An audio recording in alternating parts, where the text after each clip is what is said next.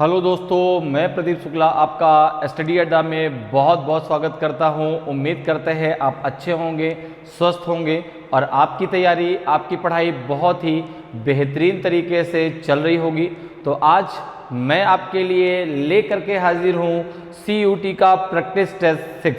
अभी तक हम लोग जो है 5 practice test with detail solution, ठीक है ना, हम लोग अभी तक कर चुके हैं, जिसमें केवल हम लोगों ने क्वेश्चन का आंसर भर नहीं समझा, उस टॉपिक को भी डिटेल में समझा ताकि आपकी कम समय में बहुत अच्छे से जो है प्रिपरेशन हो सके और जो आपके CUT में जो जनरल टेस्ट के पार्ट में 25 क्वेश्चन रीजनिंग के आने वाले हैं, वो 25 के 25 क्वेश्चन आप जो है अटेम्प्ट कर पाए। ठीक है, तो आज मैं आपके लिए ये 6वां टेस्ट पेपर लेकर के हाजिर हूँ। आज भी हम लोग जो है अपने उसी कॉन्सेप्ट पर क्लास को करने वाले हैं। क्वेश्चन को सॉल्व करेंगे, क्वेश्चन जिस भी टॉपिक से पूछा जाएगा उसके हम डिटेल सॉल्यूशन को समझेंगे कि टॉपिक क्या है, कैसे आपको क्वेश्चनों को उसके सॉल्व करना है। ठीक है ना, तो चलिए आज की क्लास को स्टार्ट करते हैं। और हाँ, आपके जो जर्नल टेस्ट के पार्ट में 3 आपके सब्जेक्ट आएंगे, reasoning, math and general knowledge. ठीक है, टोटल आपके जो है 75 क्वेश्चन होंगे, आपको 60 क्वेश्चन करने हैं 60 मिनट में। ठीक है, तो उसमें से मैं आपको जो क्वेश्चन कराने वाला हूं वो है रीजनिंग के। तो रीजनिंग के आपके जो 25 क्वेश्चन आएंगे, तो हमारा टारगेट ये है कि आपसे एक भी क्वेश्चन आपको उसमें लेफ्ट ना करना पड़े, एक भी क्वेश्चन आपको छोड़ना ना पड़े। तो हम लोग जो भी टेस्ट पेपर पूरा सॉल्व कर रहे हैं वो पार्ट में डिवाइड करके, कि भाई फर्स्ट पार्ट में हम लोगों ने 11 से 12 क्वेश्चन सॉल्व कर लिए, सेकंड में हम लोगों ने 12 से 13 क्वेश्चन सॉल्व कर लिए। तो पूरा का पूरा जो है आपका आपको इसमें मिलेगा टेस्ट पेपर का सॉल्यूशन, वो 2 पार्ट में मिलेगा। ठीक है ना, ताकि भाई देखो ऐसा है कि अगर मैं बहुत ज़्यादा 2.5-3 घंटे का कराऊं तो फिर उसमें क्या होता है, आप बोर होने लगते हैं। इसलिए मैंने उसको पार्ट में डिवाइड कर दिया कि भाई आपको करना पूरे वही 25 क्वेश्चन के कॉन्सेप्ट पर है, लेकिन उसके डिटेल सॉल्यूशन को कैसे समझना है, पार्ट में समझो, ताकि एक दिन पहले आपने कर लिया, अगले दिन फिर कर लिया, उससे क्या होगा, आपको दिमाग में बहुत ज़्यादा बोझ भी नहीं पड़ेगा और आपकी तैयारी भी बहुत ही अच्छे तरीके से होती रहेगी। तो चलिए आज की क्लास को स्टार्ट करते हैं। आज भी मैं आपके लिए बहुत ही बेहतरीन क्वेश्चन लेकर के हाजिर हूँ। आज भी हम लोग बहुत ही अच्छे से डिटेल में टॉपिक को डिस्कस करेंगे, क्वेश्चन को डिस्कस करेंगे और बहुत अच्छे तरीके से आज हम लोग जो है क्लास को आगे बढ़ाएंगे। तो चलिए स्टार्ट करते हैं आज की क्लास को। और देखिए आज की क्लास का जो पहला क्वेश्चन है वो है आपके सामने। आज की क्लास का पहला क्वेश्चन है, ठीक है ना। सबसे पहले क्वेश्चन को रीड करते हैं और फिर देखते हैं किस टॉपिक से क्वेश्चन पूछा गया है। तो क्वेश्चन कह रहा है कि if the English alphabet is written in the reverse order which will be the 5th letter to the left of the 9th letter from the right. यदि अंग्रेजी वर्णमाला को उल्टे क्रम में लिखा जाए तो दाएं से 9वें अक्षर के बाएं 5वां अक्षर कौन सा होगा? P होगा, N होगा, D होगा कि W होगा? अब देखिए ये क्वेश्चन पूछा गया है आपसे इंग्लिश अल्फाबेट से, अंग्रेजी वर्णमाला से। तो जैसे ही बात इंग्लिश अल्फाबेट की आती है तो भाई इंग्लिश अल्फाबेट तो हम बहुत पहले से पढ़ रहे हैं, सबको पता है भाई इंग्लिश अल्फाबेट की बात आती है तो A to Z की बात आती है। अब यहाँ पर देखो भाई, अभी तक आपने इंग्लिश अल्फाबेट पढ़ा, A to Z सबको पता है, लेकिन आपने उसके कोड पर ध्यान नहीं दिया। अगर मैं सीक्वेंस की बात करूं तो सबको पता कि भाई A1 पे आता है, Z26 पे आता है। अब अगर मैं रैंडमली किसी अल्फाबेट का कोड आपसे पूछूं कि M का क्या होगा, N का क्या होगा, अब वो भी आपको याद रखना है। तो अल्फाबेट की जब भी बात आती है आपको अल्फाबेट के कोड से ही उसको सॉल्व करना है। अब देखिए यहाँ पे क्या कह रहा है कि जो अल्फाबेट है, अब आपके अल्फाबेट का सीधा क्रम क्या होता है, स्ट्रेट ऑर्डर क्या होता है? तो आपने कहा A to Z होता है। भाई कभी भी आपने Z to A पढ़ा है क्या? नहीं पढ़ा, ठीक है ना। हमेशा हम कैसे पढ़ते हैं? A to Z, ठीक है ना। A B C D E F ऐसे करके कहाँ तक जाएंगे? Z तक जाएंगे। तो ये आपका कैसा क्रम हो गया? ये स्ट्रेट ऑर्डर हो गया, ये सीधा क्रम हो गया। लेकिन यहाँ पर कोई, अब देखिए जैसा क्वेश्चन कहेगा वैसा हमें करना है, ठीक है ना। तो इसमें तो क्वेश्चन करा कि जो इंग्लिश अल्फाबेट है उसको रिवर्स ऑर्डर में लिख दिया जाए। तो अब ये रिवर्स ऑर्डर क्या है, तो सबसे पहले आप ये समझो कि स्ट्रेट ऑर्डर। अगर हम बात करें स्ट्रेट ऑर्डर की, तो देखो यहाँ पे जो इंग्लिश अल्फाबेट की जब बात आती है, कोई भी ऑर्डर की हम बात ना करें, तो अगर इंग्लिश अल्फाबेट की बात आती है तो हम बात करते हैं A to Z की। ठीक है, सबसे पहले A आएगा, ठीक है ना, सबसे पहले क्या आएगा आपका A के बाद फिर क्या आएगा आपका B, फिर क्या आएगा आपका C, फिर आपका आएगा D, फिर E, फिर क्या आएगा आपका F, ठीक है ना, फिर आएगा G, ठीक है, फिर क्या आएगा आपका H, फिर क्या आएगा H, I, फिर आएगा आपका J, फिर K, फिर आएगा आपका L, M, फिर आएगा आपका N, फिर आएगा O, P, Q, R, S, T, U, V, W, X, Y और ये हो गया आपका Z। तो ये तो हो गया इसका सीधा क्रम, ये तो हो गया स्ट्रेट ऑर्डर, ठीक है ना, A to Z। अब जैसे एक बात जरा समझो, जहां से आपने अल्फाबेट को लिखना स्टार्ट किया है वो है आपका अल्फाबेट A। अब A के अगर मैं कोड की बात करूं तो A का कोड है 1, B का है 2, C का है आपका 3, D का 4, E का कोड आपका 5 आएगा, F का 6 आएगा, G का कितना आएगा 7 आएगा। यही सीक्वेंस आगे बढ़ता हुआ चला जाएगा। फिर 7 के बाद H का कितना हो जाएगा 8, H8, I9, J10, K11, L12, M13, N14, इसके बाद O15, P16, Q17, R18, S19, T20, U21, V22, W23, X24, Y25 and Z कितना हो गया 26। ओके, क्लियर है। तो ये तो पूरा का पूरा आपका सीक्वेंस में हो गया कि भाई 1 से आपने स्टार्ट किया, कहां तक आ गए 26 तक। अब आपको रैंडमली भी याद रखना है कि Z का 26, M का 13, Q17, S19। तो अगर आप रैंडमली भी याद रखते तो बहुत आसान हो जाएगा आपके लिए अल्फाबेट से रिलेटेड कोई भी क्वेश्चन सॉल्व करना। अब जैसे यहां पर एक चीज आपको और समझना है, वो क्या है, जहां से आप अल्फाबेट आपने स्टार्ट किया तो क्या है आपका A, जहां से अल्फाबेट स्टार्ट हुई है वो कहां से, आपकी A से, ठीक है ना।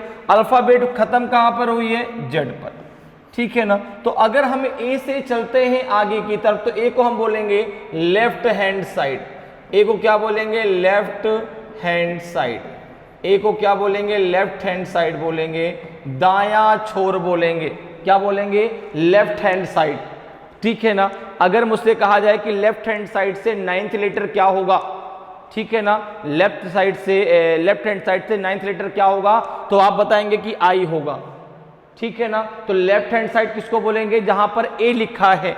बायां छोर किसे कहेंगे, जहां पर A, जहां से हमने अल्फाबेट को लिखना स्टार्ट किया है, ठीक है ना। जब लाइन की बात आती है तो लाइन में भी आपको इस चीज को याद रखना है कि जब किसी लाइन की बात आती है तो जहां से हम लाइन को ड्रॉ करना स्टार्ट करते हैं वो लेफ्ट हैंड साइड होता है, और जहां पे हमारी लाइन खत्म होती है वो राइट हैंड साइड होता है। तो यहां पर जहां पे जेड लिखा है ये आपका राइट हैंड साइड है, ये आपका राइट हैंड साइड है, ये दायां छोर है, ये दायां छोर है, ये क्या है आपका दायां छोर, क्लियर है। तो जहां पे A लिखा है वो लेफ्ट हैंड साइड है, जहां पे Z लिखा हुआ है ये आपका राइट हैंड साइड है। अब अगर मुझसे कहा जाए कि लेफ्ट हैंड साइड से 9th लेटर क्या होगा, ध्यान समझना, लेफ्ट हैंड साइड से 9th लेटर क्या होगा, तो आप सिंपल सा कह सकते हैं कि I होगा।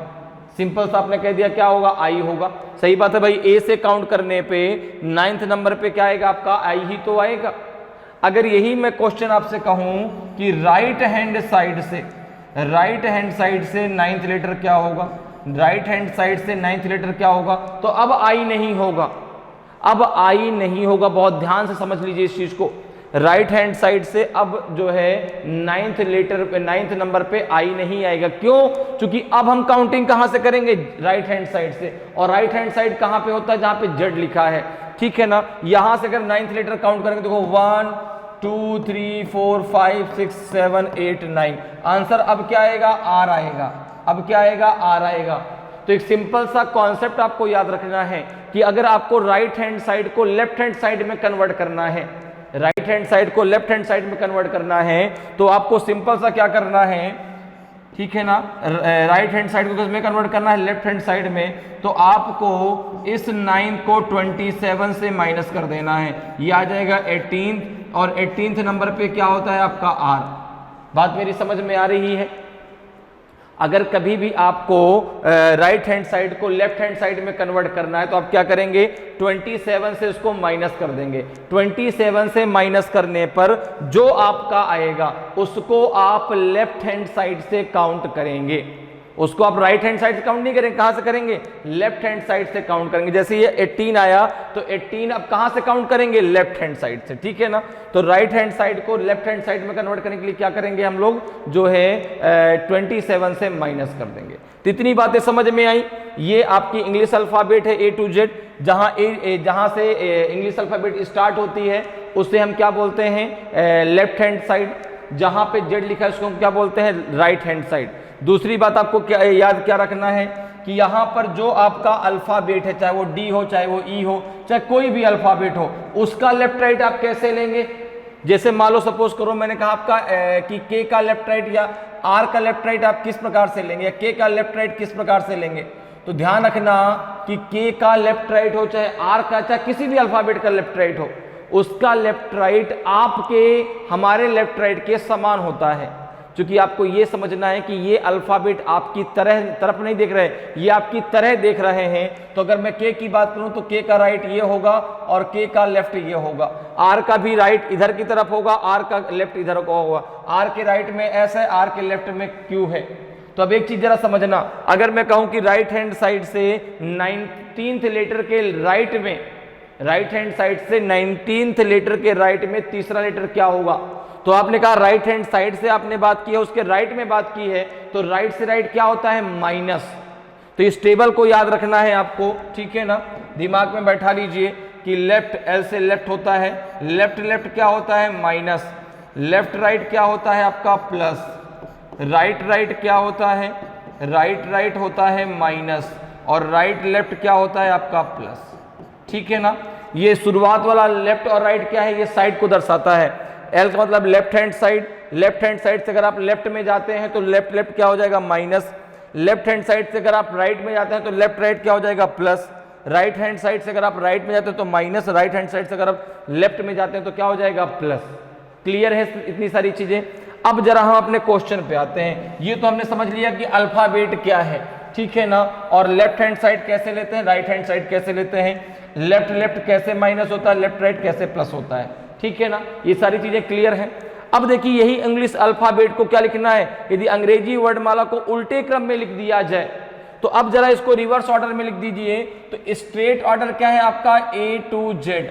आपको लिखना किस क्रम में है इसको, Z to A। Reverse order का मतलब हो गया कि जहां पर A है वहां पर Z आ जाएगा, और जहां पर A है वहां पर Z आ जाएगा, और जहां पे Z है वहां पर A पहुंच जाएगा। और पूरी की पूरी वर्णमाला रिवर्स ऑर्डर में लिखनी है। तो देखो कैसे लिखेंगे। सबसे पहले आपने Z लिखा, Z, फिर Y, फिर X, फिर W, फिर V, फिर U, फिर T, S, R, फिर आपका Q के बाद फिर क्या आएगा आपका यहाँ पे P, P के बाद O, N, M, L, K, J, I, H, G, F, फिर आएगा आपका E, फिर D, फिर C, फिर B, फिर आएगा आपका E। ओके। अब जरा देखो यहाँ पे जहाँ पे Z लिखा है इसको हम क्या बोलेंगे, इसको हम बोलेंगे जो है लेफ्ट हैंड साइड। इसको हम बोलेंगे लेफ्ट हैंड साइड, ठीक है ना। इसको हम क्या बोलेंगे, लेफ्ट हैंड साइड। जहां पे A लिखा है इसको हम क्या बोलेंगे, इसको हम बोलेंगे राइट हैंड साइड, ठीक है ना। क्या बोलेंगे, राइट हैंड साइड, ठीक है। क्योंकि जहां से हमने लिखना स्टार्ट किया उसको हम बोलते हैं बायां छोर, और जहां पे हम लिखना खत्म कर दिया वो होता हमारा दायां छोर। तो ये तो हो गई रिवर्स ऑर्डर में पूरी की पूरी। अब कह रहा है कि तो दाएं से 9वें अक्षर के बाएं। अब देखो, अब यहां से समझो जरा, यहां से समझिए कि which will be the fifth letter to the left of the ninth letter from the right. कहां से? राइट हैंड साइड से। तो राइट हैंड साइड से नाइन्थ लेटर के लेफ्ट में फिफ्थ लेटर क्या होगा? तो इसको देखो कैसे बनाएंगे। ये तो पूरी की पूरी वर्णमाला हमने लिख ली जैसे क्वेश्चन में कहा गया। अब अगर हम क्वेश्चन की बात करें तो यहां पे देखो कह रहा है कि राइट हैंड साइड से, ठीक है ना, राइट हैंड साइड से जो है नाइन्थ लेटर के लेफ्ट में फिफ्थ लेटर क्या होगा। यही तो आपसे कह रहा है कि which will be the fifth letter to the left of the ninth letter from the right. तो राइट से नाइन्थ लेटर के लेफ्ट में फिफ्थ लेटर क्या होगा? तो आप टेबल याद करिए, left left minus left right plus right right minus right left plus. तो यहां पे राइट लेफ्ट क्या हो जाएगा? प्लस हो जाएगा। राइट लेफ्ट क्या हो जाएगा? तो आपने कहा राइट और लेफ्ट आपका प्लस हो जाएगा। तो यहां पे आपका 9 + 5 प्लस हो जाएगा, तो ये 14 आ जाएगा। 14। अब ये बात है सर 14 काउंट कहां से होगा? तो जो आपका साइड दिया गया है वहीं से काउंट होगा। अगर लेफ्ट हैंड साइड शुरुआत में दिया था तो लेफ्ट हैंड साइड से काउंट होता, राइट हैंड साइड दिया गया है तो ये काउंटिंग कहां से होगी? राइट हैंड साइड से। तो राइट और लेफ्ट दोनों क्या हो गए? प्लस। तो 9 और 5 हो गया प्लस, तो हो जाएगा 14। और 14 कहां से काउंट करेंगे? राइट हैंड साइड से। और राइट हैंड साइड में कौन बैठा है? आपका ए बैठा है। राइट हैंड साइड में कौन बैठा है? ए बैठा है। कोड वही रहेंगे, ए का कोड 26 नहीं होगा, ए का कोड आपका 1 ही रहेगा। तो अब ए यहां पर आ गया और यहां से जब आप 14th लेटर काउंट करेंगे तो आपका आंसर एन आ जाएगा। यहां से जब आप 14th लेटर काउंट करेंगे तो आपका आंसर एन आ जाएगा। क्यों?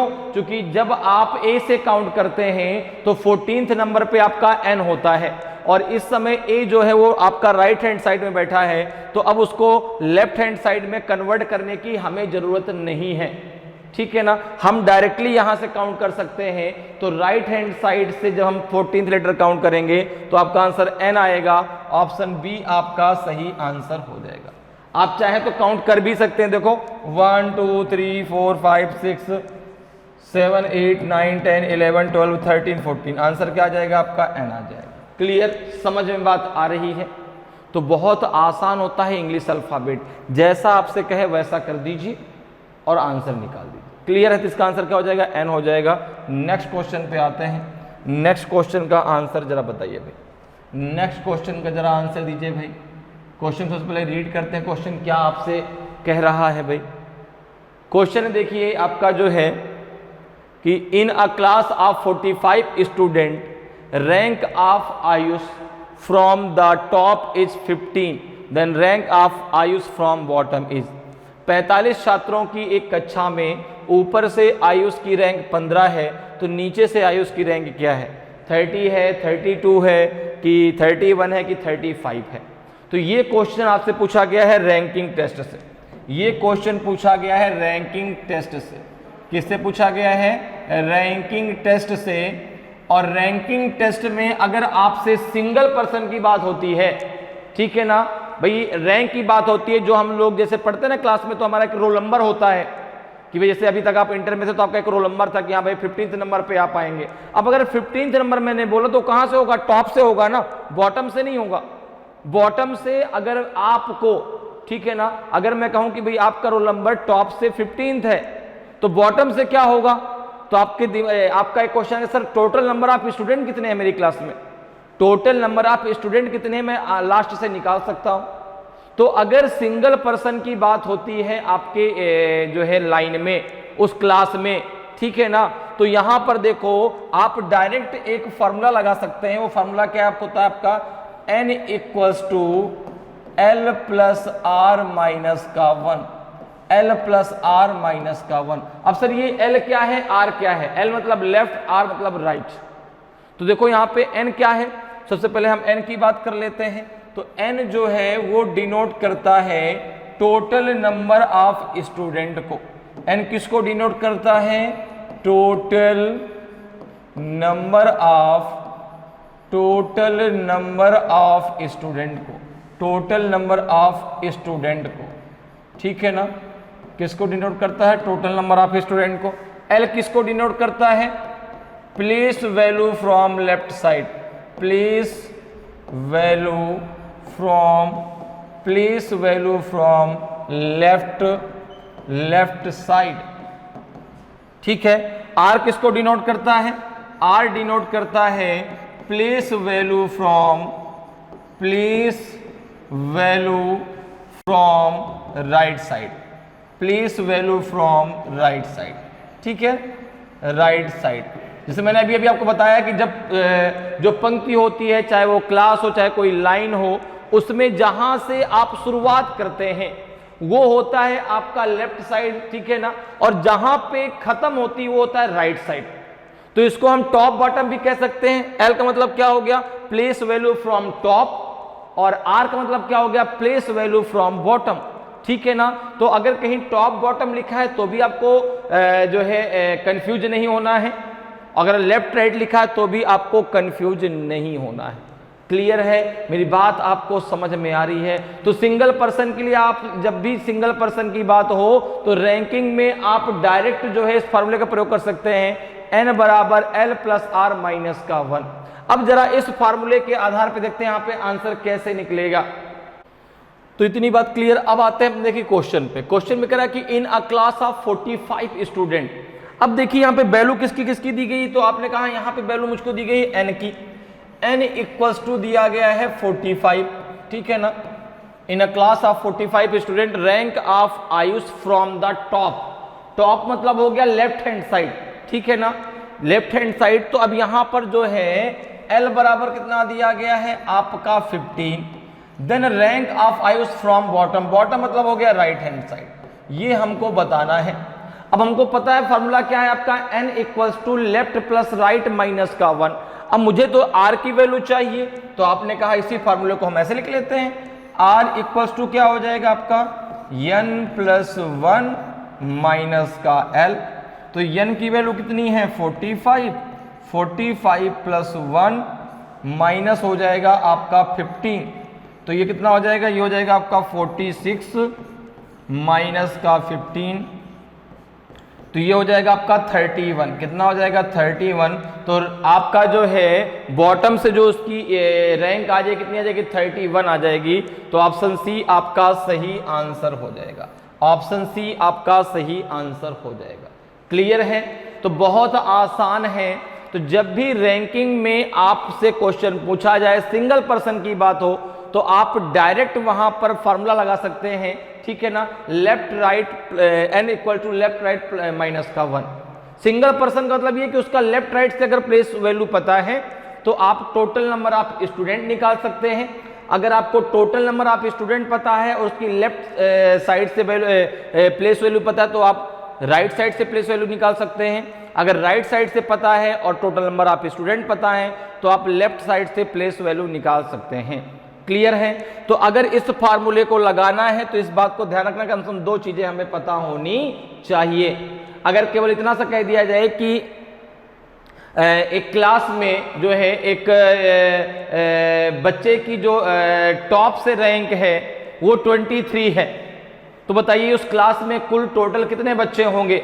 तो फिर आप नहीं निकाल सकते। क्यों? क्योंकि आपको केवल इतना ही डाटा दिया गया कि क्लास में जो है एक बच्चे की रैंक टॉप से 23 है, तो उस क्लास में टोटल कितने बच्चे हैं? आंसर होगा कैन नॉट डिटरमाइन, निर्धारित नहीं किया जा सकता। क्यों? क्योंकि डेटा कैसा है? अपर्याप्त है। अगर हमको ये फार्मूला लगाना है तो कम से कम दो चीजें हमें पता होनी चाहिए। क्लियर? नेक्स्ट क्वेश्चन पे आते हैं। देखिए नेक्स्ट क्वेश्चन को जरा पढ़ते हैं भाई। नेक्स्ट क्वेश्चन भी आपका जो है देखो क्या पूछा गया भाई। सबसे पहले रीड करते हैं क्वेश्चन को। ठीक है, तो क्वेश्चन है आपका कि in a row position of Sandeep is 10th from left and 16th from right, how many people are there in the row. एक पंक्ति में संदीप का स्थान बाएं से 10वां और दाएं से 16वां है। पंक्ति में कितने व्यक्ति हैं? 28 है, 20 है, 25 है कि 26 है? आपने कहा बहुत इजी क्वेश्चन है। ये भी क्वेश्चन आपका रैंकिंग से पूछा गया है, और रैंकिंग में मैंने अभी आपको बताया कि यदि किसी एक व्यक्ति की बात हो और लेफ्ट और राइट से उसकी प्लेस वैल्यू आपको पता है तो आपको डायरेक्ट यहां पे फॉर्मूला क्या लगाना है? डायरेक्ट लगाना है n equals to l plus R minus का 1। l प्लस आर माइनस का 1। l क्या है? l क्या डिनोट करता है? तो place value from left side, R denote करता है place value from right side. Left को हम टॉप के नाम से भी जानते हैं और बॉटम के नाम से भी जानते हैं, ठीक है ना। बिगिनिंग और एंड भी लिख के आ सकता है कि बिगिनिंग से ये है, एंड से उसकी ये है, ठीक है ना। तो यहाँ पर इनको इन विभिन्न नामों से जाना जाता है जिनको आपको पढ़कर कंफ्यूज नहीं होना है, ठीक है ना। और जैसे कि हिंदी में कभी कभी ऊपर और नीचे भी लिख के आता है, शुरुआत से और अंत से लिख के आता है, ठीक है ना। ये सारी चीज़ें आपको ध्यान रखनी है, ठीक है। अब देखो यहाँ पे जो है, अगर मैं बात करूं तो यहाँ पे दिया लेफ्ट साइड से कितना है आपका, तो संदीप का जो है स्थान वो लेफ्ट साइड से 10th है और राइट साइड से कितना है आपका 16th है। और तो यहाँ पर देखो हमें क्या क्या दिया गया है, हमें दिया गया है लेफ्ट साइड से संदीप का जो प्लेस वैल्यू है वो 10th है, राइट साइड से उसकी प्लेस वैल्यू कितनी दी गई है 16। हमें निकालना क्या है, हमें n की वैल्यू निकालना है, ठीक है ना। तो यहाँ पे रख दीजिए n इक्वल्स टू हो जाएगा l प्लस आर माइनस का 1, तो 10 प्लस 16 माइनस का हो जाएगा 1, तो ये हो जाएगा आपका 26 माइनस का 1 हो जाएगा 25, कितना हो जाएगा 25। तो n इक्वल्स टू कितना आ जाएगा 25। उस क्लास में टोटल कितने बच्चे हैं 25 है, तो ऑप्शन जो है आपका सी बिल्कुल सही आंसर होगा, ऑप्शन सी आपका सही आंसर होगा। अच्छा एक बात दिमाग में आती है, सर ये माइनस का 1 क्यों किया जाता है? भाई डायरेक्ट जो है 16 प्लस 10 कर देते तो 26 आंसर आ जाता। लेकिन एक चीज जरा समझिए कि एक व्यक्ति किसी भी एक रो में, किसी भी एक क्लास में एक ही बार तो काउंट होगा क्या? दूसरी बार भी काउंट होगा क्या? जैसे आपका रोल नंबर है तो आप एक ही बार तो काउंट किए जाएंगे, संदीप मोनू जो भी होगा, ठीक है ना, वो एक ही बार तो काउंट होगा, दोबारा थोड़ा ना काउंट होगा। तो इसीलिए जो है वो 2 बार काउंट हो रहा है। देखो एक बार लेफ्ट से एक बार राइट से, कितनी बार काउंट किया गया? 2 बार काउंट किया गया, और इसीलिए यहां पर माइनस का 1 किया जाता है। क्लियर है? इसलिए कि भाई एक बार उसको यहां से माइनस कर दिया गया, एक बार उसको माइनस कर, ताकि वो लेवल बराबर हो जाए, ठीक है ना। इस बात को ध्यान रखिएगा, दिमाग में कई बार ये बात आती है कि सर ये माइनस का 1 क्यों होता है यहाँ पर। वो इसीलिए होता है कि चाहे कोई एक व्यक्ति चाहे किसी क्लास में हो, चाहे किसी लाइन में बैठा हो, हमेशा एक बार ही काउंट होगा। यहाँ पर तो आप 2 बार उसको काउंट कर रहे हैं, लेफ्ट से भी काउंट कर रहे हैं, राइट से भी काउंट कर रहे हैं, तो फिर तो 2 बार काउंट हो गए हैं, तो एक बार क्या करेंगे? माइनस कर दिया जाता है।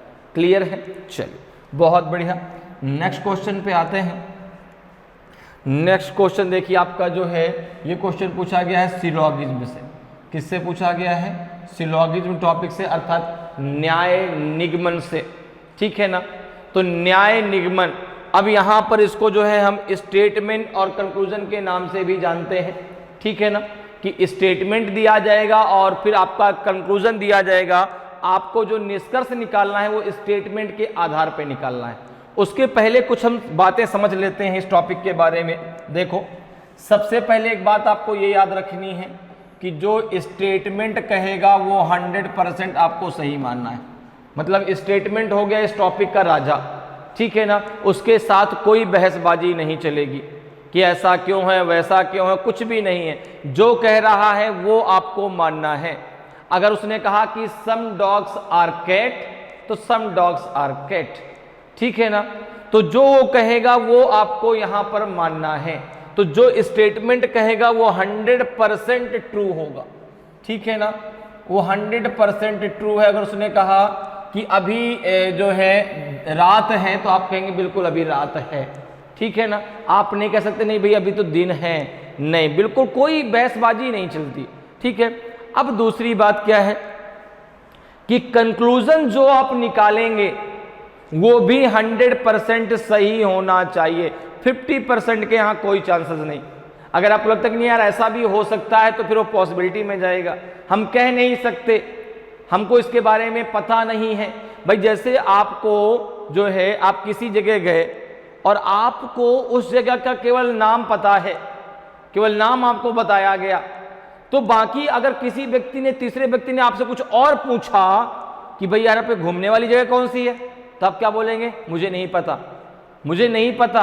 क्यों? चूंकि आपको उसके बारे में बताया ही नहीं गया। तो जितना आपसे कहा जाता है, जो आपको पता है वो तो 100% है।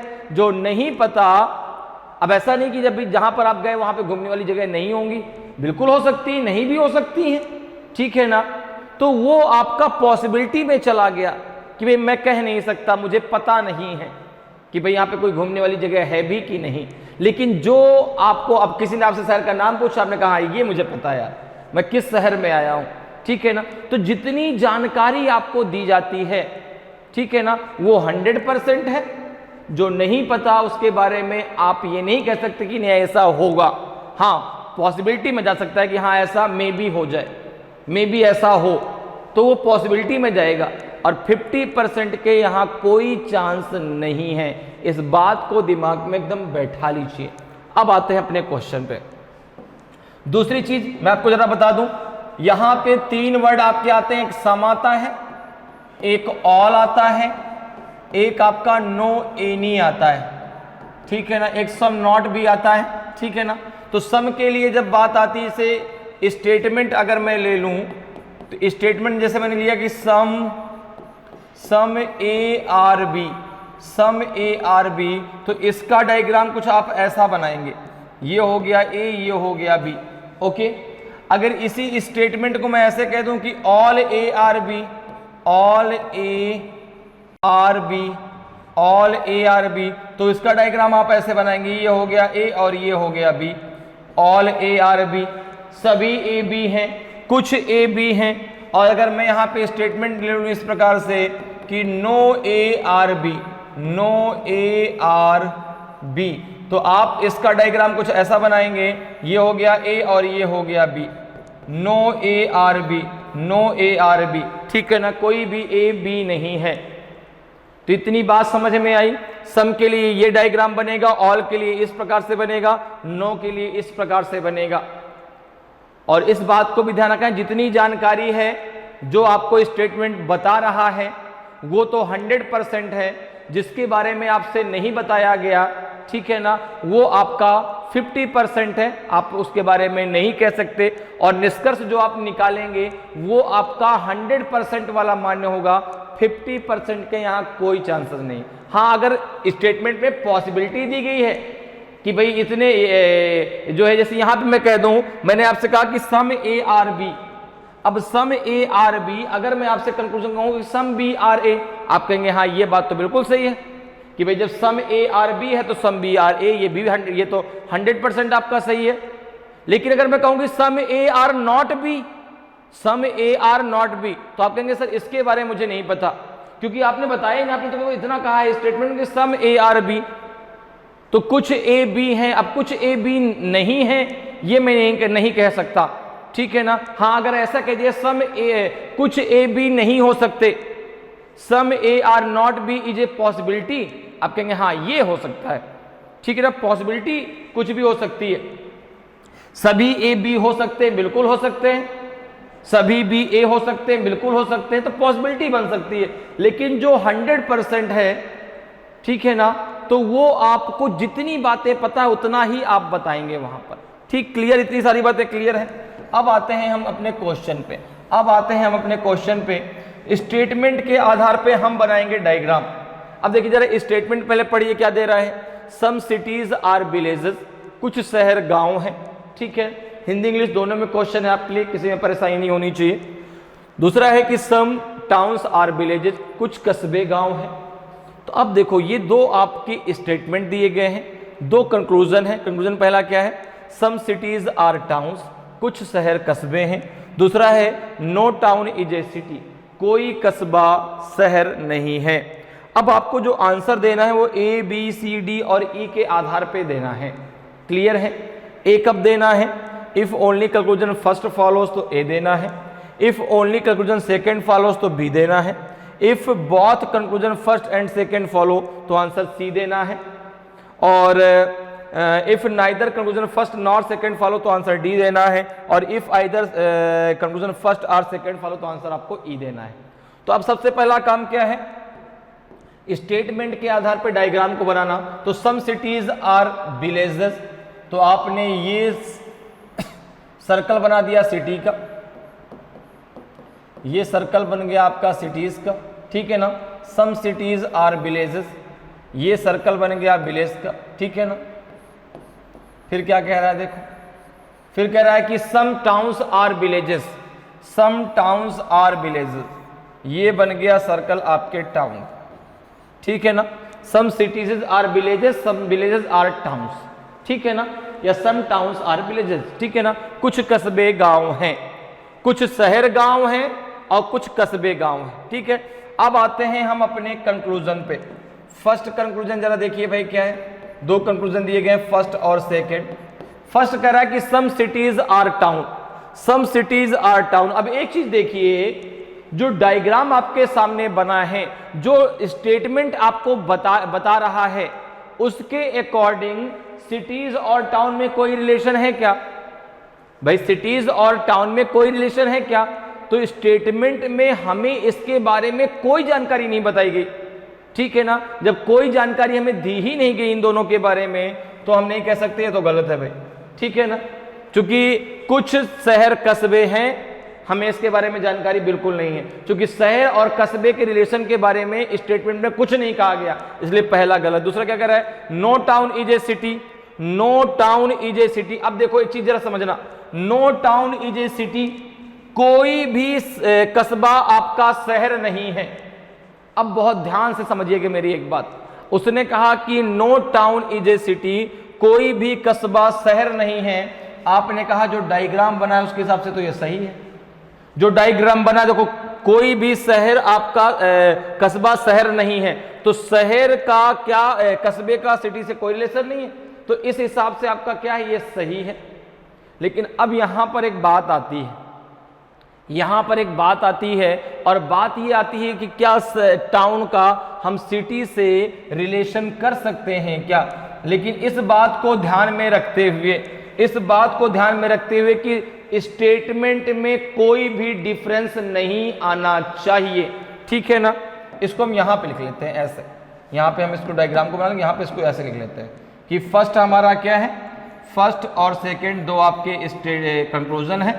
फर्स्ट आपका गलत और सेकंड आपका सही, जो डायग्राम ये बना है। आपने कहा कि इस डायग्राम को मैं ऐसे ही बना सकता हूं, देखो ये हो गया सिटी, ठीक है ना, नहीं ये हो गया विलेजेस, ये हो गया विलेजेस, ठीक है ना, और ये हो गया आपका सिटी, ये हो गया आपका सिटी, ये हो गया सिटीज, और ये हो गया आपका जो है, ये हो गया आपका टाउन, ये हो गया आपका टाउन, ठीक है ना। अब आपने कहा सर आपने इसको ऐसे क्यों बना दिया? अब देखो यहां पर क्या है कि भाई दूसरा आपका सही है, दूसरा कह रहा है कि no town is a city, दूसरा आपने कहा सही है भाई, जो डायग्राम आपका बना है। तो आपने कहा कि हो सकता है ना भाई, इन दोनों का रिलेशन हो सकता है, बिल्कुल हो सकता है। और जब रिलेशन हो जाएगा तो फिर ये क्या हो जाएगा, देखो ये क्या हो जाएगा, आपका सेकंड गलत हो जाएगा लेकिन दूसरा सही हो, पहला सही हो जाएगा, ठीक है ना। सेकंड क्या हो जाएगा, गलत हो जाएगा, पहला क्या हो जाएगा, सही हो जाएगा।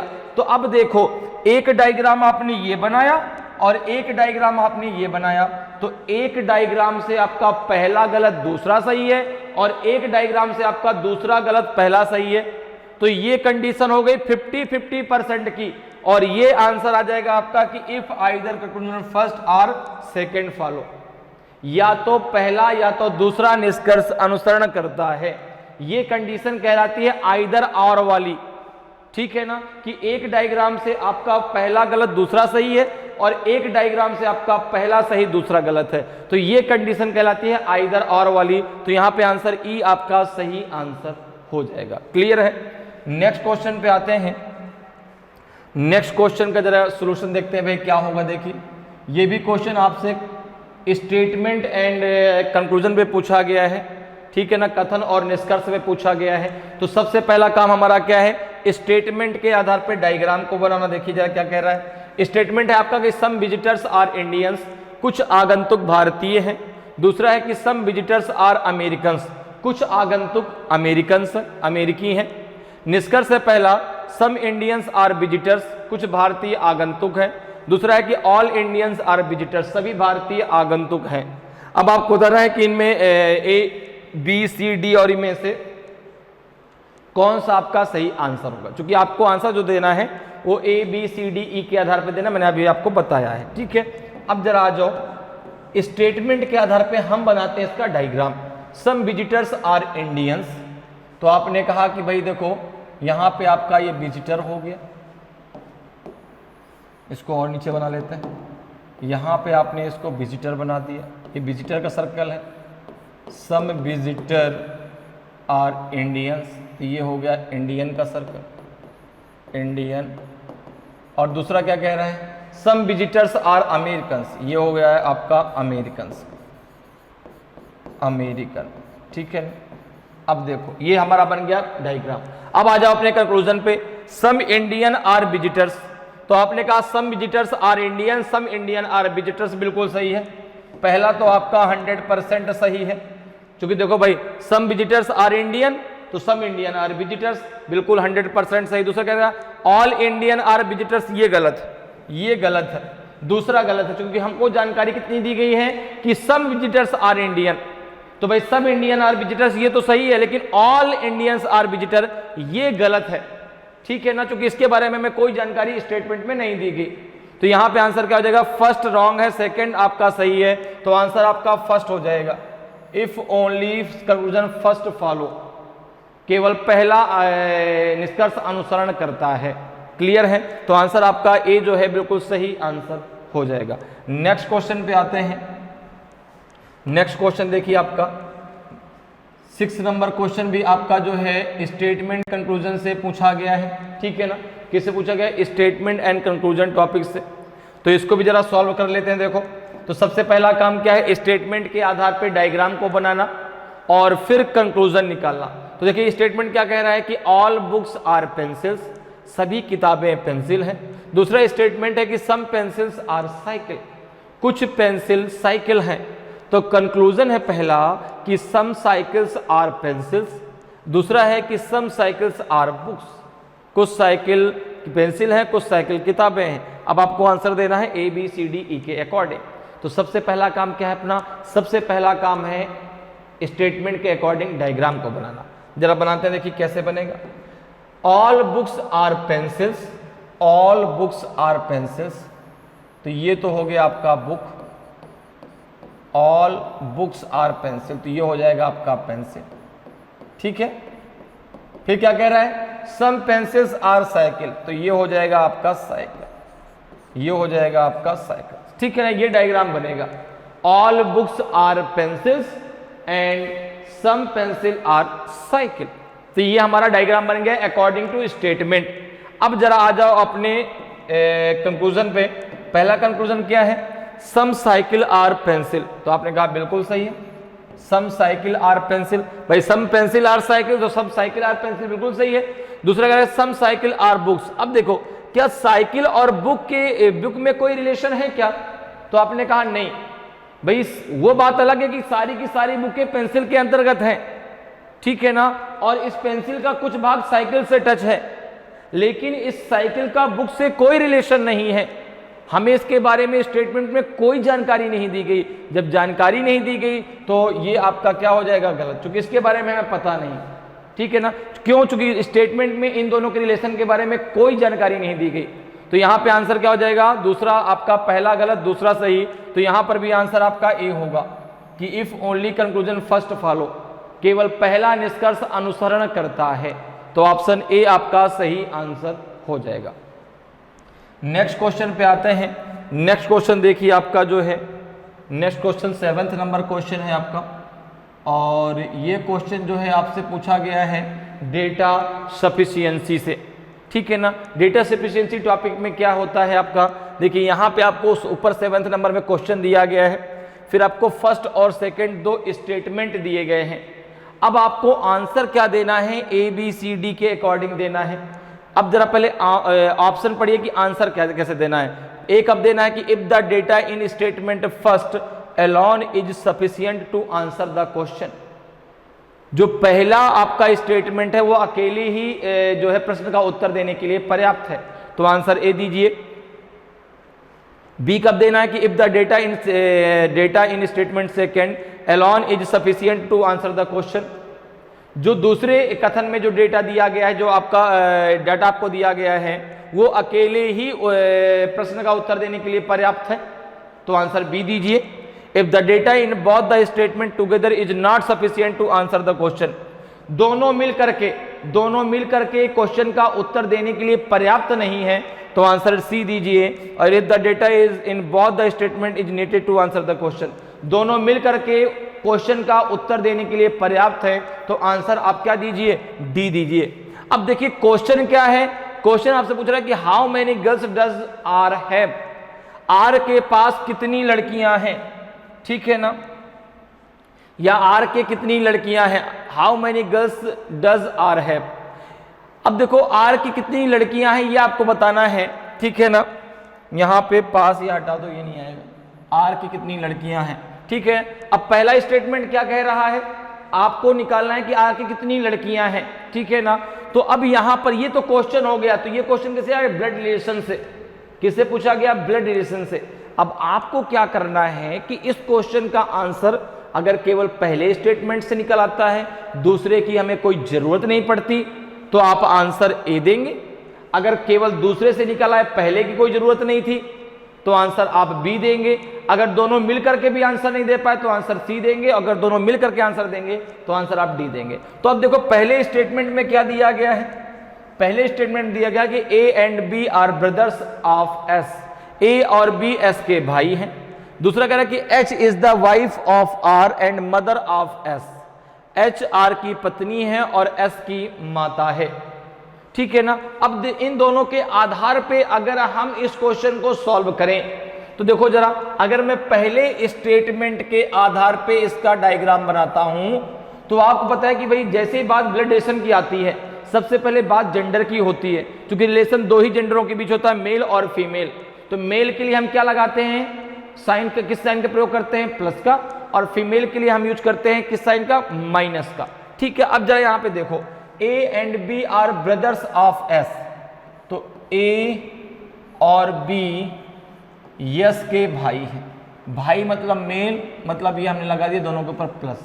अच्छा ये बताओ क्या एस के बारे में कुछ कहा गया कि एस उनकी बहन है, कि एस उनका भाई है, कोई जानकारी नहीं दी गई।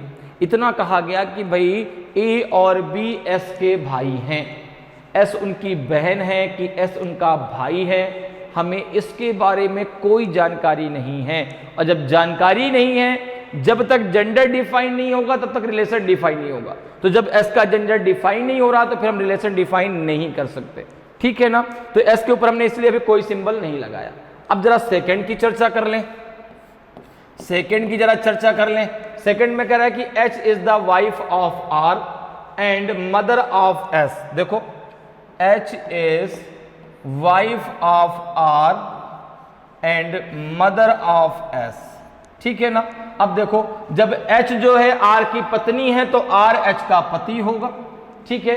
क्योंकि मैंने आपको बताया कि भाई ब्लड रिलेशन में ही केवल एक रिलेशन ऐसा होता है जिसमें यदि किसी एक का जेंडर डिफाइन है तो दूसरे का जेंडर आप अपने आप डिफाइन कर सकते हैं, और वो रिलेशन है आपके पति पत्नी का रिलेशन।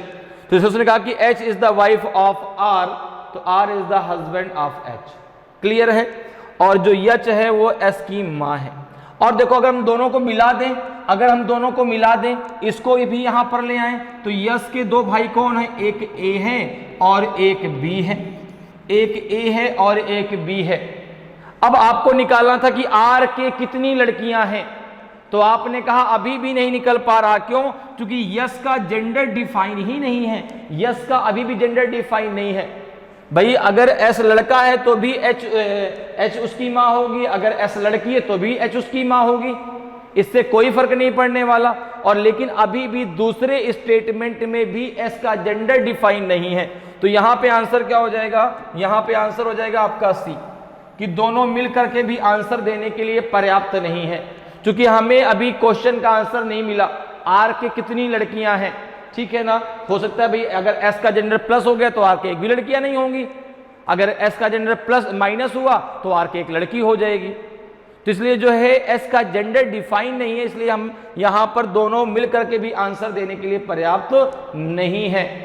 तो यहां पे आंसर क्या हो जाएगा, ऑप्शन सी आपका सही आंसर हो जाएगा। क्लियर है, समझ में आया कैसे करना है। क्वेश्चन जो आपसे पूछा गया है, ठीक है ना, उसका आंसर जो है इन दोनों स्टेटमेंट का प्रयोग करके निकाल सकते हैं, आप अलग अलग निकाल सकते हैं। जैसे हमने यहाँ पे पहले अलग निकाला तो अलग अलग तो बात बन रही, दोनों को मिलाया तो भी बात नहीं बन रही। तो इसलिए दोनों मिलकर के भी आंसर देने के लिए पर्याप्त नहीं है। क्लियर। नेक्स्ट क्वेश्चन पे आते हैं। नेक्स्ट क्वेश्चन देखिए आपका 8th नंबर क्वेश्चन, ये भी आपका डेटा सफिशिएंसी से पूछा गया है, ठीक है ना, ठीक है, डाटा पर्याप्तता से पूछा गया है। क्वेश्चन देखो क्या कह रहा है कि who is the tallest amongst A B C D and E, A B C D और ई में सबसे लंबा कौन है। तो ये क्वेश्चन भी आपका रैंकिंग टेस्ट से है, ठीक है ना, और रैंकिंग टेस्ट में जो है जैसे आप वहां पर ऊंचाई के अकॉर्डिंग जो क्वेश्चन आप सॉल्व करते हैं, तो उनको कैसे सॉल्व करते हैं, जो जिससे लंबा होगा उसको हम ऊपर लिखेंगे, जो उससे छोटा हो उसको हम नीचे लिखेंगे। जैसे यहां पर देखो क्या कह रहा है, कोई पहला स्टेटमेंट क्या है, अब आपको क्वेश्चन क्या निकालना है, सबसे लंबा कौन है, ठीक है ना, आंसर किस आधार पर देना है, ए बी सी डी के आधार पे। अब जरा पहला स्टेटमेंट में देखो, अच्छा है कितने लोग, 5 लोग हैं, कौन कौन, एक ए है, बी है, सी है, डी है और ई है।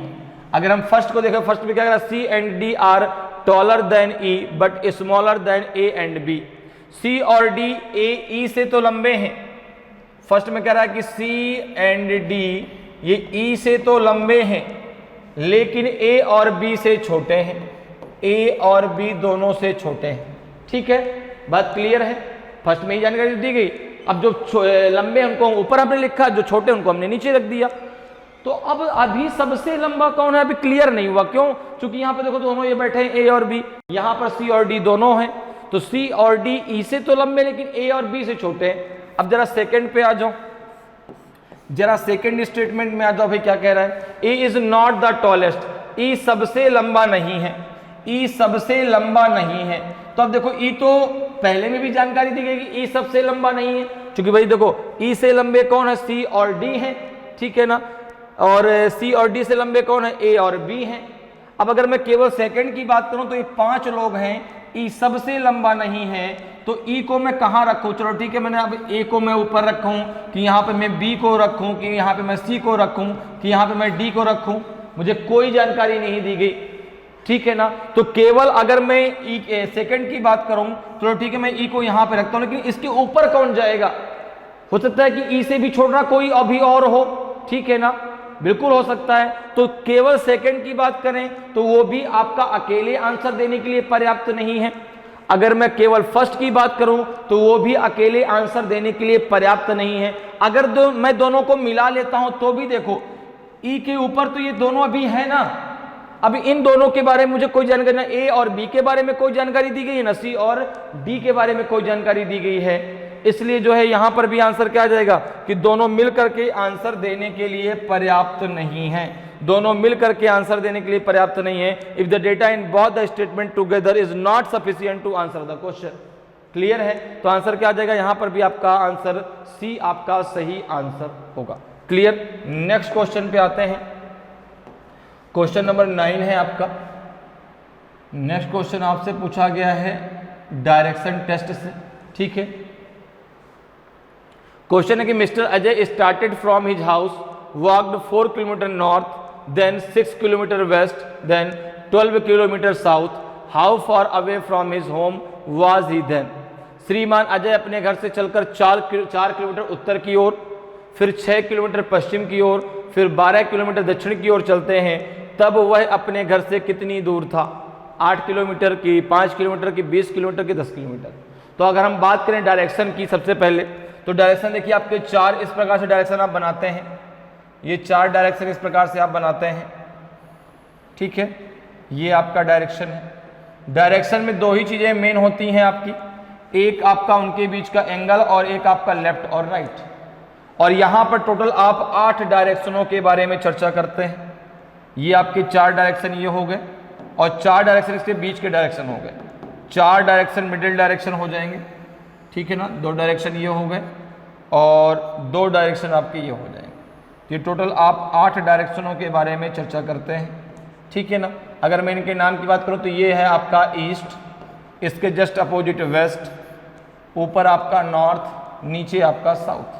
क्लियर है, ये क्या हो जाएगा आपका साउथ ईस्ट, ये डायरेक्शन हो जाएगा आपका साउथ वेस्ट दक्षिण पश्चिम, ये हो जाएगा नॉर्थ वेस्ट उत्तर पश्चिम, ये हो जाएगा नॉर्थ ईस्ट उत्तर पूर्व, ठीक है ना, ये पूर्व, ये पश्चिम, ये उत्तर, ये दक्षिण, ठीक है।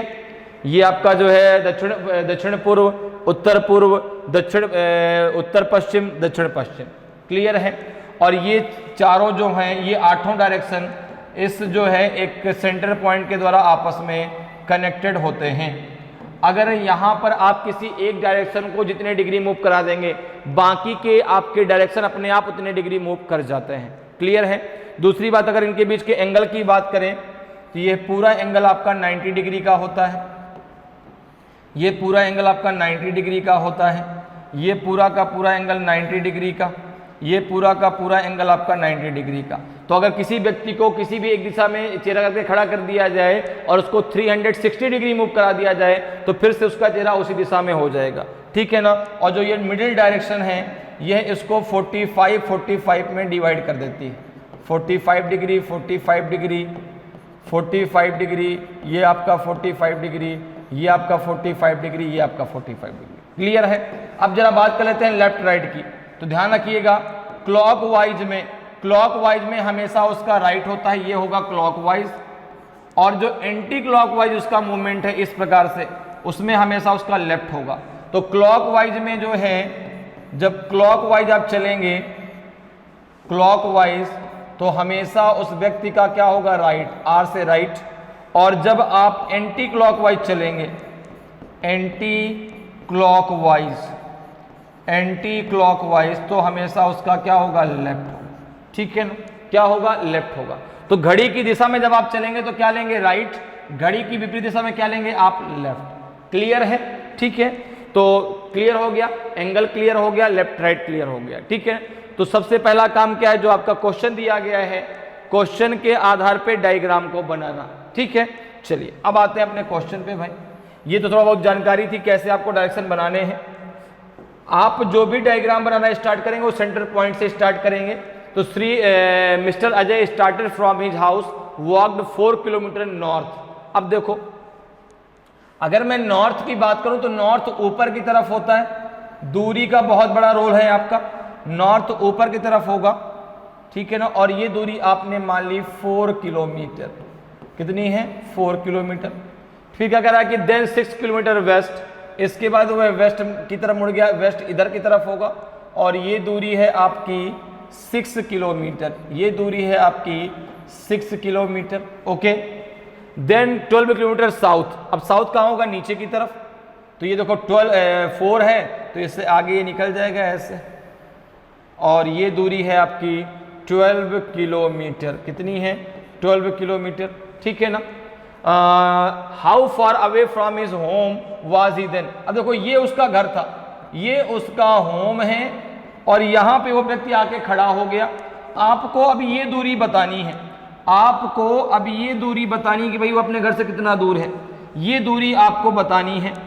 तो अब एक चीज देखो, अगर मैं इस लाइन को यहां से ऐसे मिला दूं, अगर इस लाइन को मैं यहां से ऐसे मिला दूं, तो आप देखेंगे, अगर मैं इसको नाम दे दूं P, इसको नाम दे दूं Q और इसको नाम दे दूं R, तो PRQ एक आपका राइट एंगल बन जाएगा।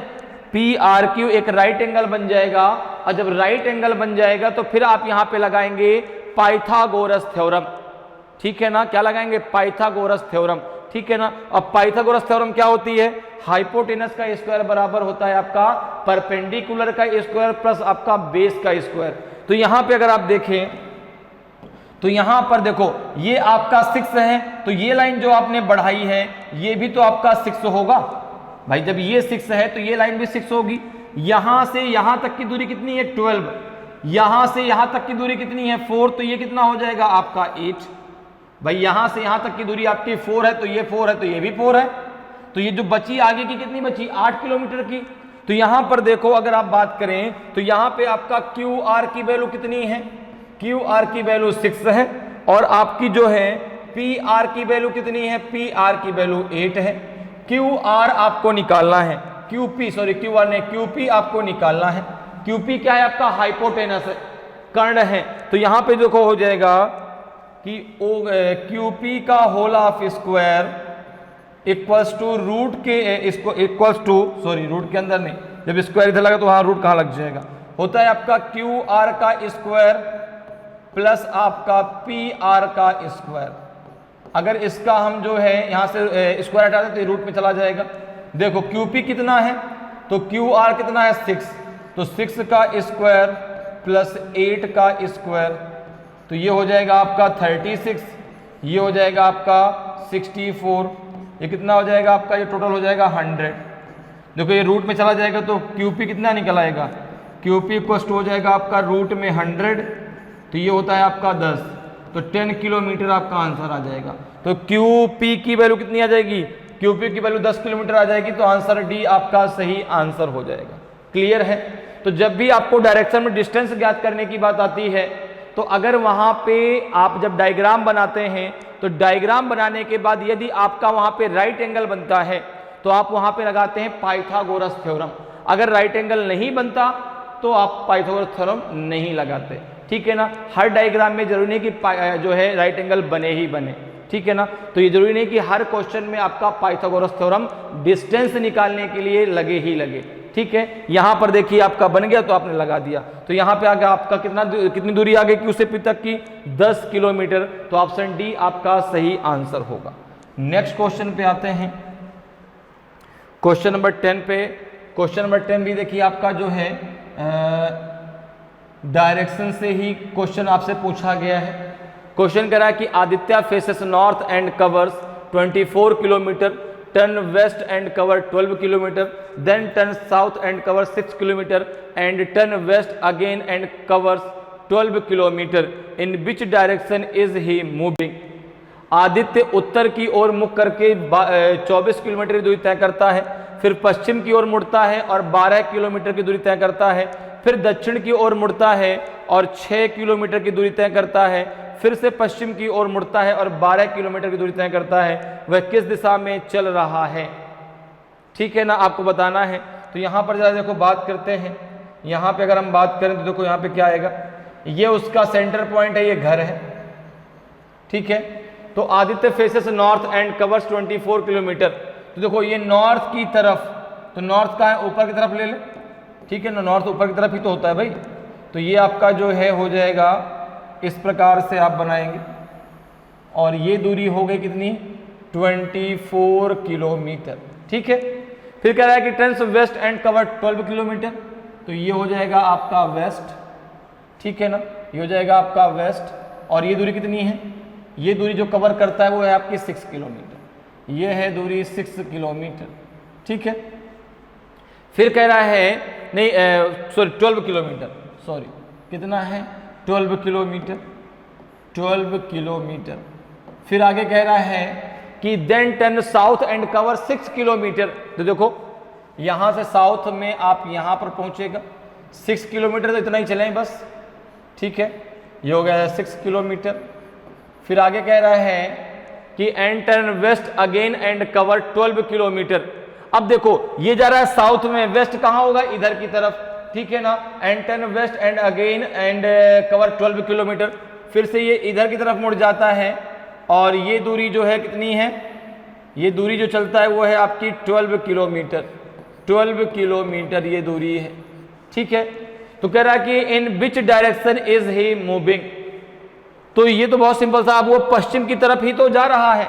ठीक है ना, चूंकि देखो ये दिशा में मुड़ गया, और ये दिशा कौन सी आपकी वेस्ट, तो वेस्ट आपका आंसर आना चाहिए। वह किस दिशा में चल रहा है, तो आंसर आपका वेस्ट आना चाहिए। यहाँ पे साउथ ईस्ट। अच्छा एक मिनट रुकिएगा, देखो यहाँ पे जो क्वेश्चन है वो गलत पूछा गया है ऑप्शन के हिसाब से। भाई ये उसका घर है, क्वेश्चन ये पूछना चाहिए कि स्टार्टिंग पॉइंट से अब वह किस दिशा में है। ठीक है ना, कि in which direction is he from starting point. ठीक है ना, ये पूछना चाहिए। अगर ये पूछता कि is he from starting point, यहां पे इसको कर लेते हैं, यहां पे पूछना चाहिए is he from starting point. इधर लिख लेते हैं इसको मैं इधर लिख लेता हूं। ठीक है, यहां पे इसको लिख लेते हैं कि अगर ऐसा क्वेश्चन पूछा जाता फ्रॉम स्टार्टिंग पॉइंट या बिगिनिंग पॉइंट, स्टार्टिंग पॉइंट। ठीक है ना, तो आप यहां पे आंसर निकाल। देखो ये उसका स्टार्टिंग पॉइंट है और यहां पर वो है खड़ा है, तो देखो यहाँ पे अगर मैं बात करूं तो ये दिशाएं कुछ इस प्रकार से हैं, ऊपर की तरफ नॉर्थ, ये ईस्ट, ये आपका जो है वेस्ट, और ये है आपका क्या, ये है साउथ। और ये जो व्यक्ति है वो यहाँ से इस डायरेक्शन में, देखो इस डायरेक्शन में खड़ा है, कुछ ऐसा इस डायरेक्शन में खड़ा है, तो आपका आंसर आ जाता नॉर्थ वेस्ट। तब आपका आंसर सी आपका सही आंसर होता। ठीक है ना। वह किस दिशा में चल रहा है ये नहीं, वह शुरुआती बिंदु से किस दिशा में है, वह यहां पे होना चाहिए कि वह शुरुआती बिंदु से, वह शुरुआती बिंदु से किस दिशा में है, बिंदु से किस दिशा में है, बिंदु से किस दिशा में है, किस दिशा में है, किस दिशा में है। ठीक है ना। अगर ये क्वेश्चन है कि किस दिशा में चला तो आंसर वेस्ट आएगा, और यहां पे जो ऑप्शन दिया गया उस हिसाब से तो क्वेश्चन ये होना चाहिए कि भाई स्टार्टिंग पॉइंट से उस किस दिशा में है, तो आंसर आपका नॉर्थ वेस्ट हो जाएगा। क्लियर है। नेक्स्ट क्वेश्चन पे आते हैं भाई। नेक्स्ट क्वेश्चन देखिए आपसे पूछा गया 11th नंबर क्वेश्चन। ये क्वेश्चन आपसे पूछा गया है जो भाई कोडिंग डिकोडिंग से, किस टॉपिक से पूछा गया है, कोडिंग डिकोडिंग से। क्वेश्चन है कि in a certain code language EXPLOSIVE is coded as 567361945. तो what will be the code for COURAGE in the same code language? एक निश्चित कोड भाषा में एक्सप्लोसिव EXPLOSIVE को 567361945 लिखा जाता है। तो उसी कूट भाषा में कवरेज को कैसे लिखा जाएगा। अब आपको बताना है कि ABCD में कौन सा आपका सही आंसर होगा। तो मैंने आपको पहले ही बता रखा है, जैसे ही बात कोडिंग डिकोडिंग की आती है, बात होती है अल्फाबेट की, जैसे ही बात अल्फाबेट की आती है, बात होगी अल्फाबेट के कोड की। तो कोड की अगर हम बात करें तो आपको पता है कि A कितने नंबर पे आता है आपका 1 पे, और Z कितने पे आता है, Z आता है 26 पे। ठीक है। तो A1 B2 C3 D4 E5, ठीक है ना, F6 G7 H8 I9 J10 K11, ठीक है। फिर आपका L12 M13 N14 O15 P16 Q17 R18 S19 T20 U21 and then V22 W23 X24 Y25 Z26। एक बार रिवर्स में चलो मेरे साथ, Z26 Y25 X24 W23 V22 U21 and T20 S19 R18, ठीक है ना, और Q17 P16 O15, फिर आपका N14 M13 L12 K11 J10 I9 H8 G7 F6 E5 D4 C3 B2 and A1। ठीक है। अब देखो यहां पर एक चीज जरा और समझो, कोडिंग डिकोडिंग क्वेश्चन वो करना कैसे है। तो यहां पर जो एक्सप्लेसिव को लिखा गया है, ये यहां से आपको मेथड निकालना है। जो मेथड यहां पर अप्लाई होगा सेम वही मेथड आपको COURAG में अप्लाई कर देना है। तो सबसे पहले हम मेथड निकालते हैं। देखो तो यहां पे दिया गया है EXPLOSIVE को क्या लिखा गया है, देखो जरा, इसको लिखा गया है 5 6 7 2 7 का 3 है 7 3 7 3 6 देन 1 देन 9 देन 4 देन 5। अगर हम कोड की बात करें जरा, देखो E का कोड है 5, X का 24, P16 L12 O15 S19 I9 V22 and E5। Okay. अब जरा एक चीज देखिए, अब 5 को 5 लिखा गया, देखो 5 को 5 24 को 6। अब अगर मैं यहां पे थोड़ा सा दिमाग लगाऊं तो यहां पर मुझे एक चीज ये दिख रही है, देखो जिसका कोड सिंगल है, 5 का 5 है सिंगल में तो 5, I का सिंगल में 9 है तो 9, लेकिन जिनका कोड डबल है, जिनका कोड डबल अंक में है, डबल डिजिट में है, उनको आपस में ऐड करके सिंगल डिजिट में कन्वर्ट करके लिख दिया गया। देखो कैसे, देखो यहां पे 5 है, 2 + 4 कितना हो जाएगा 6, 2 + 4 कितना हो जाएगा 6, 1 + 6 कितना हो जाएगा 7। देखो यहाँ पे सिंगल था तो आपका 5 आ गया, 2 + 4 आपका 6, 1 + 6 आपका 7, 1 + 2 आपका 3, 1 + 5 आपका 6, 1 + 9 आपका 10, 1 + 9 हो जाएगा 10, 10 में फिर उसको ऐड कर दो तो 1 + 0 आपका 1 आ जाएगा। फिर यहाँ पे देखिए 9 आ जाएगा जो कि सिंगल है, 2 2 4 हो जाएगा, ये आपका 5 हो जाएगा जो कि सिंगल है। तो अब यहाँ पर भी वही तरीका लगा दीजिए। पूछा गया आपसे COURAGE, ये आपसे पूछा गया है, तो C का 3, O का 15, U 21, R 18, A 1, G 7 और E आपका 5। क्लियर? यहां पे जरा देखो, ये सिंगल है तो 3 आ जाएगा, ये 5 + 1 हो जाएगा आपका 6, 2 + 1 हो जाएगा आपका 3, 1 + 8 हो जाएगा आपका 9, ये सिंगल है तो आ जाएगा 1, ये आपका सिंगल है तो आ जाएगा आपका 7, ये आपका सिंगल है तो आ जाएगा आपका 5। तो आंसर हो जाएगा आपका 3639175, 3639175, ऑप्शन डी आपका सही आंसर होगा, 3639175। तो आज हम लोगों ने जो है फर्स्ट पार्ट में 11 क्वेश्चन जो है सॉल्व किए। तो उम्मीद करते हैं कि आज की क्लास आपको बहुत अच्छे से समझ में आई होगी। अगर आज की आपको क्लास अच्छी लगी हो, आज का वीडियो आपको अच्छा लगा हो और अभी तक आपने वीडियो को लाइक नहीं किया तो वीडियो को लाइक जरूर करें। अगर आप नए हैं और अभी तक आपने चैनल को सब्सक्राइब नहीं किया तो चैनल को सब्सक्राइब जरूर कर लें, ताकि आपको क्लास की जानकारी समय समय पर मिलती रहे और आपकी तैयारी बेहतरीन तरीके से चलती रहे। तो आज के लिए इतना ही, फिर मिलेंगे। जय हिंद, जय भारत।